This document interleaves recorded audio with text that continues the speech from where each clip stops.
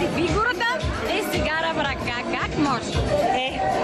Опитвам се, спрях да пуша, докато бях бременна. И все пак това не е пушене, все пак. Различно е. Съдържа само никотин, така че не вредя на никого, даже и на себе си не вредя.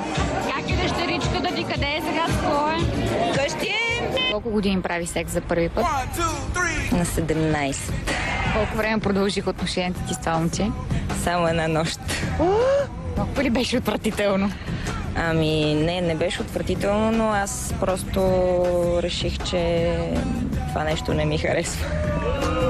Помниш ли, само за нашите зрители ще кажа, че когато те снимахме за първи път в горещо, си беше обръснала главата и толкова ме беше шокирала и аз стоях и те гледах и си казвах, дали всъщност това не е някакъв монтаж, ще истина ли, наистина ли нямаш коса?